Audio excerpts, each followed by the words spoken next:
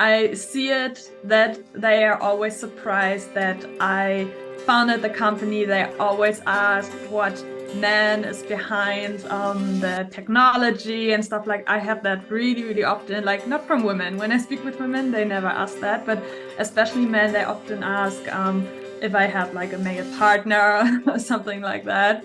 It's pretty interesting to see, and I'm almost like, women can do that too. Right. Welcome back, everybody. This is the Pay Me and Plane Tickets podcast, and I'm your host, Jelani. Today we talk with Miss Tamina Wuerth, who is the CEO and founder of Aivolution Pro, a growing AI platform aimed to improve the hospitality industry's systems and working functions. On this episode, we discuss the founding of the platform, her personal journey, and how travel has inspired her entrepreneurial path. So as always, sit back, relax, and enjoy. Alrighty, well, welcome Miss Tamina Wuerth, who is the Chief Executive Officer and founder of Aivolution Pro, which is a AI software base that helps hospitality companies, more specifically to hotels. And I wanted to take time and just talk to you about your story, how you came up with this idea of Aivolution Pro, and how innovative it is, because AI is the sort of the talk of the town right now. And so you're hopping on right at the right time, the right wave, the right peak. And I wanted to get sort of your insights on it, and also your own personal journey in travel and in business in travel, because the two sometimes mix and sometimes it's tough. It's a tough combination. So welcome, Tamina. Yeah, hey, thank you for having me. That's a lot what we have to cover then. So let's just start kind of with the beginning. Where are you from? I'm originally from Germany, from the north of Germany, like near Hamburg. That's what most people know, but I'm almost Denmark, actually. Okay. Have you been traveling since you were younger? Has travel kind of just entered into your hemisphere? Yeah, so I started traveling pretty early, like with the age of 18. I did a language course in Los Angeles. What is funny is that before I did that language course, I was a super like homesick child. I wouldn't even sleep at the neighbor's house, like not even that. And then with 18, I went to my parents and I said, I want to do a language course in Los Angeles. And they were like, what? And that really started my traveling journey. Oh, that's good. And your language course in Los Angeles, was that your first like solo trip, or were you with family? Yeah, no, I was completely alone, like with a company, obviously. Like they Oh, picked okay. me up at the airport and I had like a family there who took care of me. But Oh, I first time I was like super alone by myself, like doing that. But that was super good that I did that so early, yeah. for the rest of my journey. Well, that is nice. And do you have any other early days of maybe your first solo travels or other travels with family? Yeah, so when I was like super little, we went to like Turkey and some like European countries, Poland and everything that is nearby. That's why we traveled a lot in Germany, actually. But yeah, also with family a lot, like with friends when I was like 14, 16, like doing some trips to Denmark, like having the first Wow. time like a girls' trip. Yeah. Well, that's good. That's good to know that you're at least you seem like you're seasoned in travel in your own Yeah, right. yeah. I went a lot, yeah, especially after school. That's good. And so as you got older, did travel increase for yourself, or did it kind of decrease, maybe because of work and everything? Yeah, it definitely increased for sure. Like after school, like going to New Zealand, then Australia, and then I had like I was lucky because I worked in hospitality. I started with 14 as a waitress, so I could really work everywhere and make a little bit of money, and then travel or like do the seasonal work, like work in Right. Switzerland for a season, and then go off traveling. So I went to New Zealand, Australia, Thailand, then the US again, and just like try to see as much as possible in my 20s, which are Yeah. almost over. So you okay, so most of your 20s you were able to experience other places and go other places, like you mentioned Thailand as well. Yeah, yeah, I Oh, went there. nice. And do you have like a favorite of that time or no?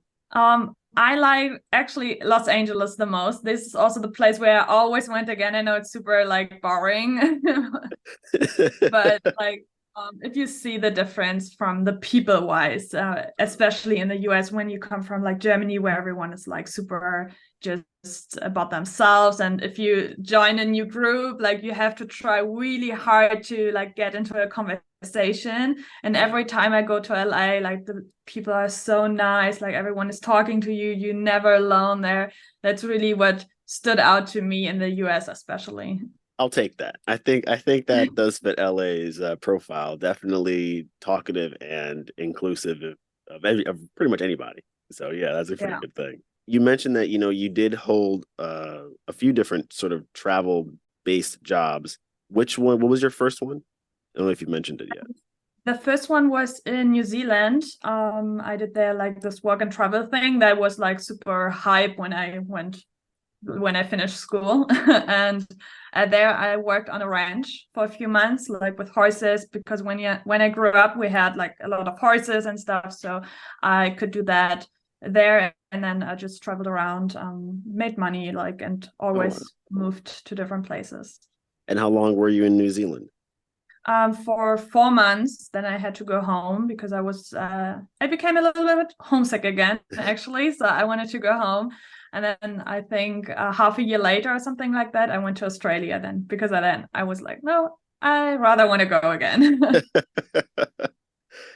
It's like you got bit with the travel bug, then you got a little homesick, then you're like, you know what, I'm gonna go back into it again. Yeah, definitely. And what were you doing in Australia? In Australia, I worked in a hostel and like managed the whole place for a little bit, and was able to like work for a little bit, and then I could like take some time off and go around. But I was just in the Sydney area, and didn't move too much. I was like a little bit more working there, but there was so much to see in Sydney itself, so that was Oh wow. fine. No, that's beautiful. And working at a hostel, is it that much different than working at a hotel? Because I know they're two different type of entities. Yeah, so you have super different kind of people, like fundamentally different. It's a lot more chill, like it's more like um being a friend to them. Like Hmm. they ask you questions and they ask you to like go out with them. You cannot do it at a hotel reception. Like people Right. don't come to you and ask, oh, do you want to have a drink with us later? Like I had that a few times in hotels, but like not Yeah. as often in the hostel. Got you. It's a little the rules are a little more lax at a hostel than they are at a Yes, hotel. yeah, I for could sure. imagine that, right? Because it seems like the branding of hostels is much more warm and welcome or cordial Yeah, than a hotel. yeah, It's probably more form and function and business kind of focused. yeah, yeah. How long were you in Australia? Also a few months. I don't even remember. Like it maybe also 4 months, like not a whole year Okay. or something. Yeah, So just a few these are months. kind of like short stints or at least 4 month stints in different locations. Yeah, exactly. And did you go back home after Australia? Yeah, I went back home and I started studying because at some point everyone was, you need a college degree. And I was like, okay, well, let's try it. I can at least try. And then I started studying law, and then I moved over to business. And I really didn't like it, but at this time it was really hard to like say that. But at the end, I quit that and started like doing my own businesses, freelancing, and all that stuff because I didn't like it. I didn't like Mm. people telling me what businesses should do, and I thought it's so outdated. And I thought I could really do that much better with doing my own research. And yeah, that's what I did after that. That's pretty much it. So yeah, you were, I guess somewhat intrigued in what society was offering, but found out that look, that wasn't the path for you, and Yeah. figured, hey, you know what? You have brilliant ideas, a brilliant consulting mind, so you ended up tapping into that and sort of freelancing your way into what is now Yes. AI Yeah. Evolution Pro. So we kind of Yeah. took the journey to get to AI Evolution Pro, which is a very interesting product. What sort of started this? What was the thought that it sort of incepted this whole project? Yeah. So that's actually like a 10-year process, I would say, because then after I dropped out of school and everything, my plan was like working as a waitress, receptionist, and in hotels, and on the side doing the freelance thing, waiting for a real business idea to come. So I had a few things that I did. I did also drop shipping, affiliate marketing, like, you know, like all the stuff that people try. I did everything, and I tried everything, but nothing was like something I want to do forever. Like some things worked, some didn't. And then I was always waiting for like a legitimate business idea, which is new and like not everyone is already doing it. And then last year in November, like when ChatGPT came out, I really looked more into all the artificial intelligence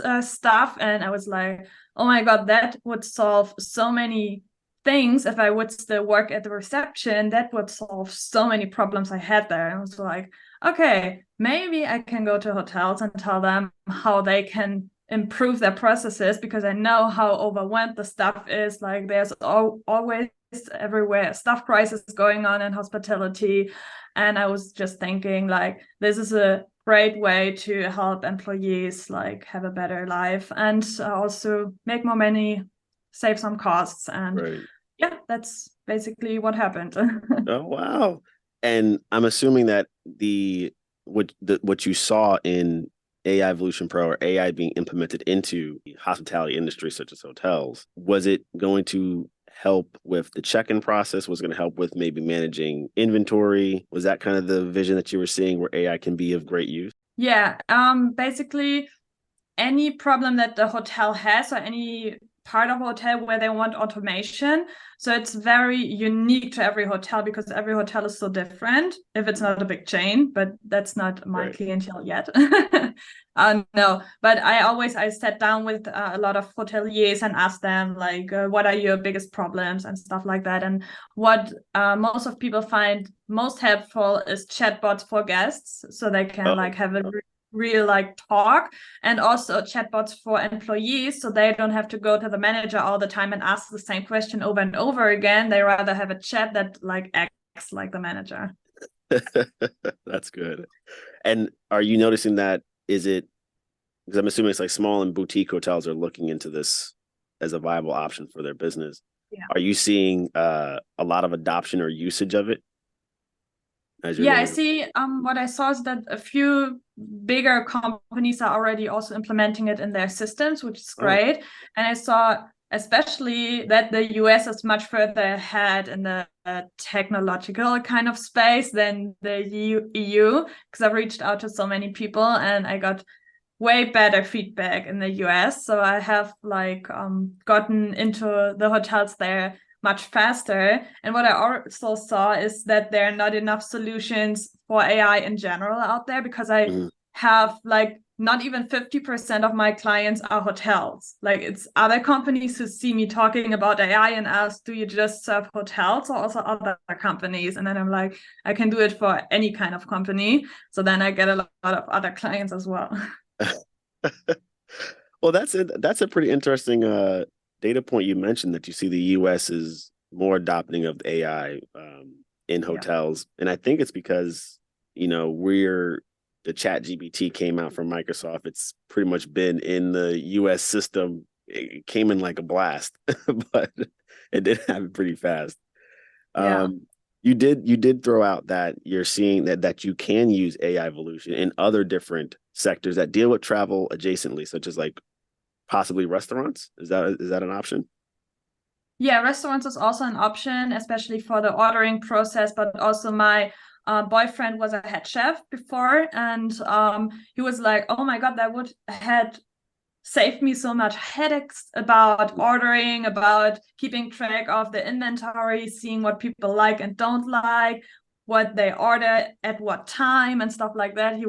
Because he's like into this stuff a lot as well, and now he's like showing me how they can implement it like in the back end of the restaurant. I just work as a waitress there, so I don't know how the kitchen functions so much, but there are a lot of interesting use cases. But I also have like real estate lawyers, accountants, and like anything you can imagine who need help to like automate processes.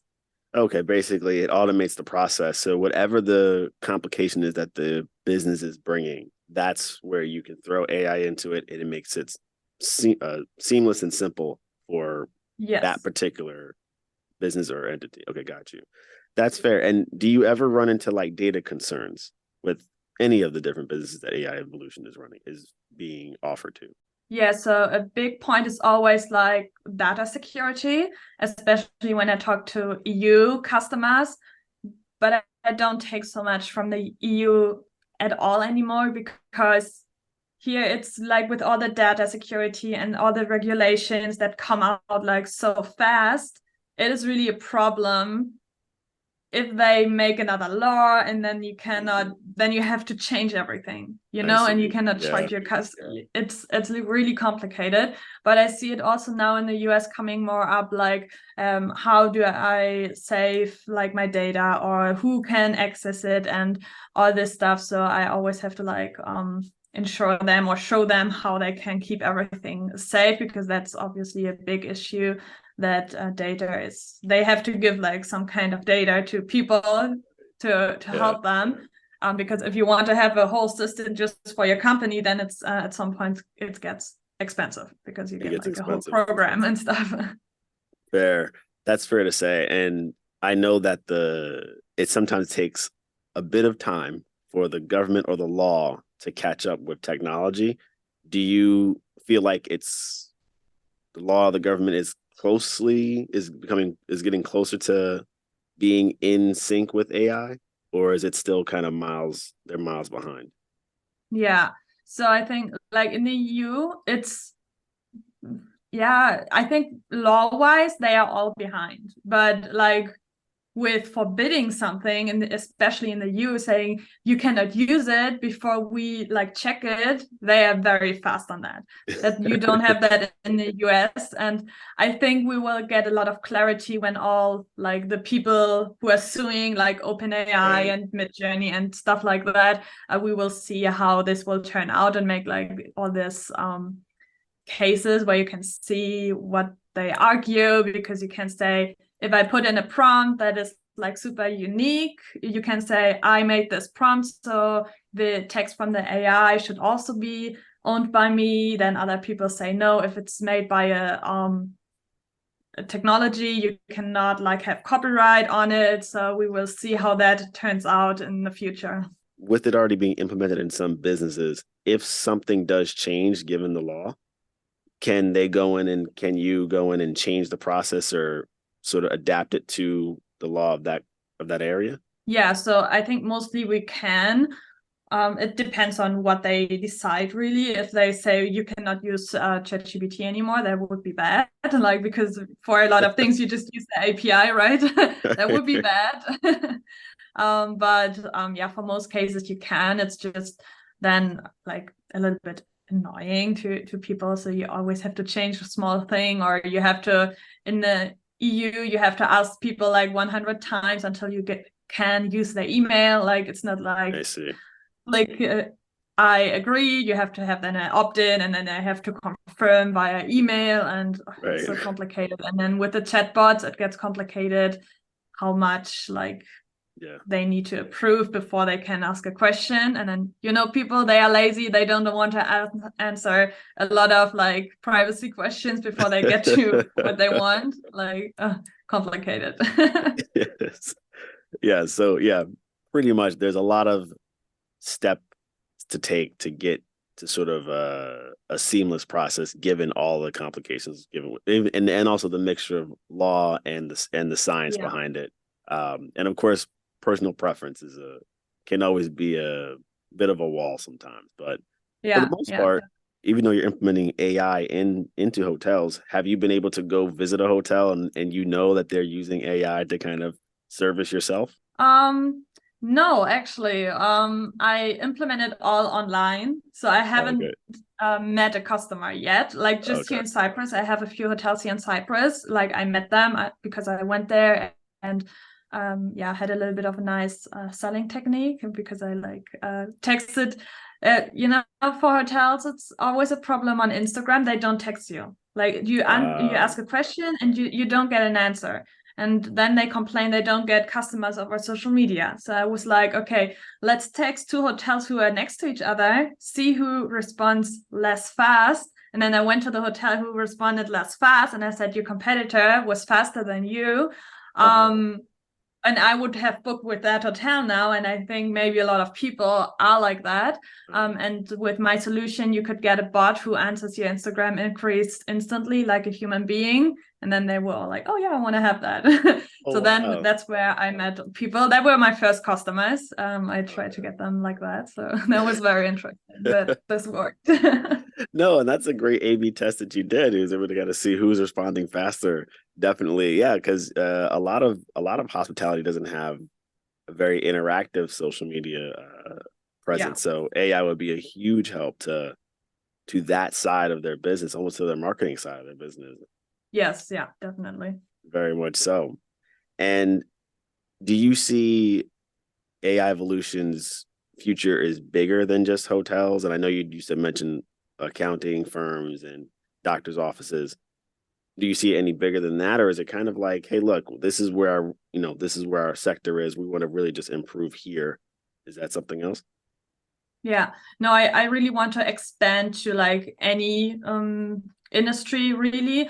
I choose hotels for like starting out my company because I know the industry so well and the problems, so I could make the marketing much better, and I could attend events where I can speak about it much better and give much better advice because I understand it better. But now that I see how many other industries are like coming to me, I definitely will also extend my marketing to other industries. I'm not sure which one first. I think I will expand from hotels to travel first, and then see where I want to go, and also what stuff I'm getting, because I cannot do it by myself.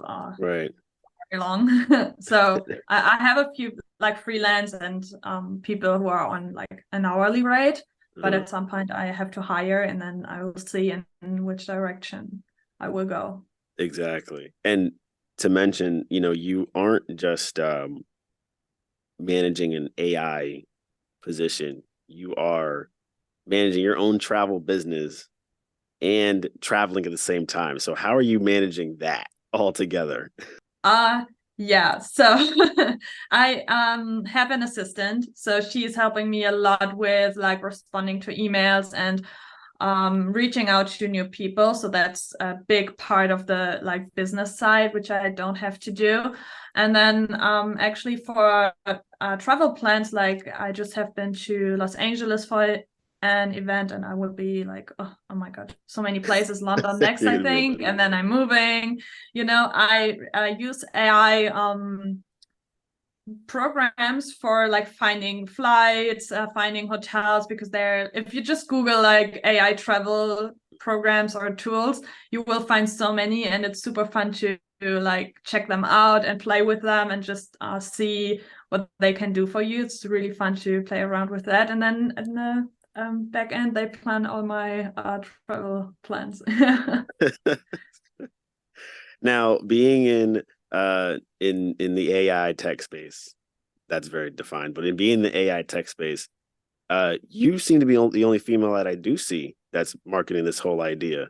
So how is that a reality that is true? Yeah, there are not many women who do that. I met a few, like not doing exactly what I do, but I met especially women who are in hospitality and supporting women who are also in hospitality. That's pretty big.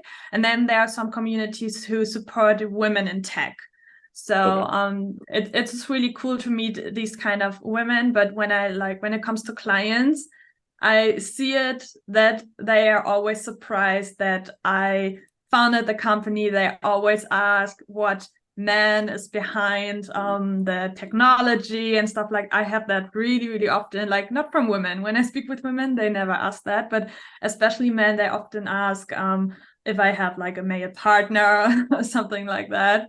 It's pretty interesting to see, and I'm almost like, oh, women can do that too. Right. Anybody can code, anybody can raise funds. So yeah, it shouldn't be a shock to most, but unfortunately, sometimes it is. What is the next evolution of AI evolution in your vision? Yeah, so we moved the business to the US actually. Now it is in Cyprus, but we will close it here and open it in the US for some like technical reasons, so it's easier for us to navigate. So this will be a big step for me.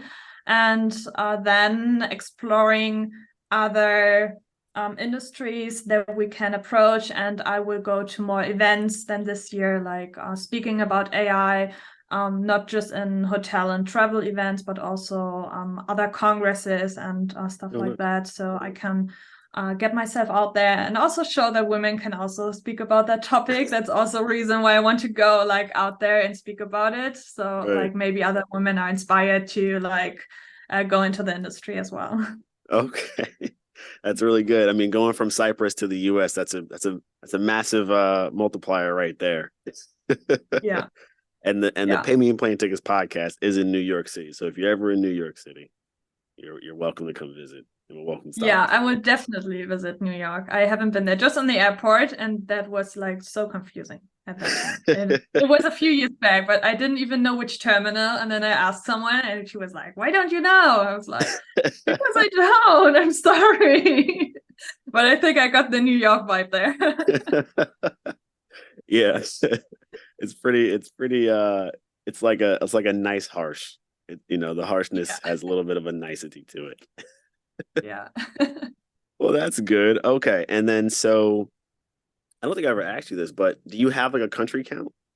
Oh, yeah, I think it was 32 last time I checked. I have this app, like I don't know if you know it, Bin or Bean. I don't know how to No, pronounce never heard of it. it. BEN. And there you can like track all the country. You can like click on all the countries you have been to, and then there's a map, and then it shows like all the countries, and the country count I think is 32 actually.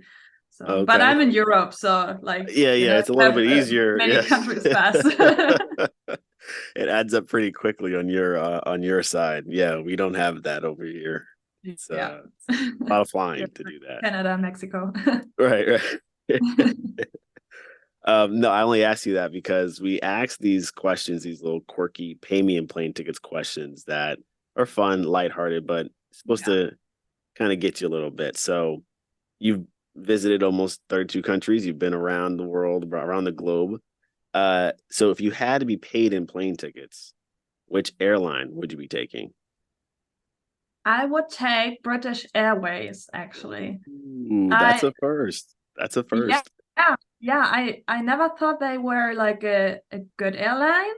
But like last time when I flew to LA, I had to take British Airways. It was last minute, and I didn't want to spend like super much on like Emirates. Before I was a big fan of Emirates, but the service was so good on board. Like I was a little bit sick, and they took so nice care of me. And then there was a problem with the seat on the flight earlier, where like there were very big people. I had the middle seat, and there were two like super big people, and I had like just very little space. And I really felt bad, but I didn't want it to be rude. And they were super nice, and they found another place for me to sit. And like I was really amazed by the service, and also what you got on a long-term flight. Like the food was good, and like a lot of drinks, also wine and everything. So like basically what you get on Emirates as well, but the service was like surprisingly good.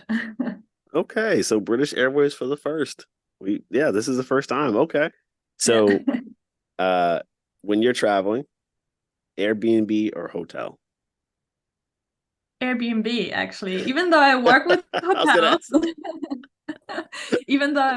hotels, I stayed more often in Airbnbs because you have this local feel to it. Like when I travel, when I like have a business trip, hotel is easier for sure. But if I want to travel and see something, I really always like the local side. So Airbnb is better for that. They can give you like better tips, like what to do, and don't just like the tourist things. Yeah. Just a bit of other tips.